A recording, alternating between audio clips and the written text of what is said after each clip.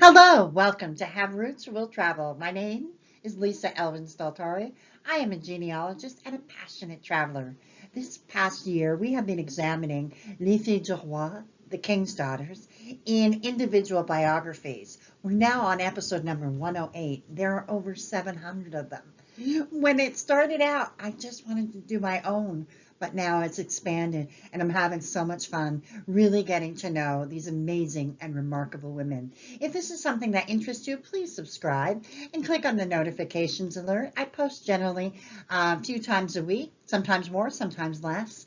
And with that being said, I want to make sure you know that I have a channel called, or a website called haverootswilltravel.com, and on it you can view all the different the preceding videos that I've done. So have a look at that if you wanted to find another Fille du Roi that I might have already done. And if there's one that you don't see, please email me or post a comment in the notes below, and I will get back to you and make sure that they're on the schedule. So with that being said, let's get started. So this episode's Fille du Roi, her name is Charlotte Lamarche.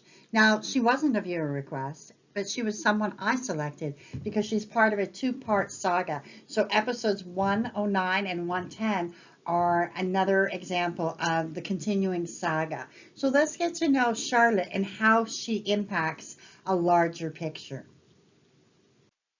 So Charlotte was born about 1647 in Paris, France. Her parents' names were François Lamarche and Suzanne Bourgeois. The church you see on your right is called Saint-Jacques-du-Haut-Pas, and obviously it's a Roman Catholic church, and it dates from about 1380 when they decided to build a very simple chapel, and obviously over time it grew into this amazing architectural masterpiece, really. And played an important part in Paris history. So I would urge you, if this is part of your ancestry, to definitely check this church out when you're visiting Paris, as I intend to do. Now, when we talk about the fifth arrondissement, remember the arrondissement are the circles that surround Paris. So instead of having little, squares, they had circles. And there's 20 circles. She was born in what is now known as the fifth arrondissement. And the fifth arrondissement is also called the Panthéon, and it is located on the left bank of the Seine River. It's one of the real capital central places, and it's notable for being the location of the Sorbonne. And, we've all heard of the amazing educational places that are found here. This is one of those, and it's called Le Quartier Latin, the Latin Quarter, not because of any Spanish influence, but because of the extreme educational and the Latin that was taught there. And the Fifth Arrondissement is also one of the oldest districts in the city, and you can see traces of how old it is in a Roman amphitheater that it still kind of remains there, and Roman bathhouses as well. So that is the area where Charlotte was coming from, and she's coming from a very old world to the new world. Let's explore. So Charlotte would arrive on June 30th, 1669. She traveled on the Saint-Jean-Baptiste ship and arrived in Quebec at that time. She carried with her a dowry worth about 300 pounds. We have no information about whether or not her parents were alive at that time. It is just possible that she decided she wanted to make a new life. So the man she selects and who selects her, his name is Jacques Lucien. He was born in 1646 in Paris, France. His parents were Jacques Lucier and Marguerite d'Armin, and he had a profession. He was a sailor. Now, he was born in Paris, but he's from the parish of Saint Eustache. And it's a church in the first arrondissement of Paris. So she was in the fifth, he was in the first. And the present building that you're seeing in the middle of your screen was built between 1532 and 1632. And just to give you an idea of how immense this church is, the 2019 Easter Mass at the Notre Dame Cathedral in Paris was relocated to Saint Eustache because of the fire that had occurred in Notre Dame. Being from the first arrondissement of Paris, is, it is a very, very small, and it's governed actually with the second, third, and fourth, where it really fits into. It's part of the Paris Central. It's also known as Le Louvre, and why? Because this arrondissement is situated primarily where Le Louvre is, and the Louvre, the museum, covers most of it. Um, and it is situated principally on the right bank of the River Seine. It also includes the west end of the Ile de la Cité, so we'll explore that someday. The Ile de la Cité is a remarkable little place. This locality is one of the oldest areas in Paris. The Ile de la Cité having been the heart of the city of Lutetia, conquered by the Romans in 52 BC, where some parts of the right bank, including the Al, back to the early Middle Ages. And as I've said, it's the least populated of the city's arrondissement and one of the smallest. And a significant part of the area is occupied, like I've said, by the Louvre Museum and something called the Tuileries Gardens. And the Forum des Halles, which is the largest shopping mall in Paris, is also there as well. Much of the remainder of the arrondissement is dedicated to business and administration. There's a few houses. Now, obviously, when Jacques was there, it wasn't. It was much more a rural place. But the Al was there. All of the different places that we're looking at were actually there when he was there. So that is pretty amazing. And so let's have a look at Jacques' travel. He actually arrives, we do not know, but we assume that he arrives in Quebec before 1668. He was obviously ready to receive Charlotte. Let's have a look at when they got married. So by September 30th, 1669, Jacques and Charlotte had met and signed the contract and all that good stuff, and they were married in Quebec City. Where did they settle down?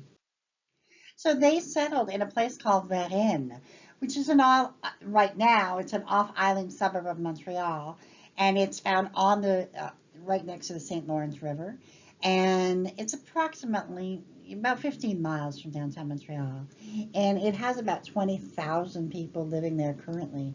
The history of Varennes starts with the arrival of the Régiment de Carignan-Salieres, the Carignan-Salieres soldiers in New France. René Gaultier, Sœur de Varennes, was given 3 concessions by the intendant Jean Talon in 1672. Le Tremblay, La Gabelle, and Varennes. Jacques René, one of his sons, was the second seigneur of Varennes, and 5 seigneuries later composed the Varennes parish. They were the seigneury, and I'm going through this so that you all, in case you're like finding information, seigneuries of Cap de Varennes, de Ile Sainte-Thérèse, de Grand Maison, de Cap de la Trinité, and de Cap Saint-Michel. So just kind of understand that those were part of the seigneuries. The town was captured by the British in 1760 during the Montreal campaign, and it was part of the province of Quebec, then of Lower Canada, before it returned to being part of Quebec again in 1867 due to Canadian Confederation, July 1st. So that's where they were kind of making their home. So the family begins. They had Marie, who was born in 1671. Marie would go on to marry Pierre Laporte and would have 3 children, all of whom made it to adulthood, and before she passed away at the age of 24. So everything was going fine until Charlotte dies from childbirth, and she left Jacques alone with their baby daughter. What will happen next? The story of Jacques and his baby daughter continue on episode 109. For now, we will leave Charlotte and we will bless her memory because she was obviously so young and was filled with life. And it's really a tragic ending. She did leave us 1 daughter, and there are 29 descendants as of 1729. So if you are a descendant, I would love to find out if you are a descendant of this particular fille du roi, Charlotte Lamarche. So please let me know in the comments below if this is your heritage, because obviously that's a very small group of people. So we'll check that out. For now, let's continue looking at some resources you can find. And so we look at some of the 6 resources. I used to have 3, but I just had to expand it. So number 1 is La Société des Filles du Roi, the King's Daughters Society. I belong to it. I'm a member. I'm also the membership chairperson. And it's a fabulous website for you to explore. There's lots of listings and things like that. You don't have to be a member. If you are a member, and fill out all the information and prove your descendancy, they'll send you a wonderful, beautiful, suitable for framing certificate.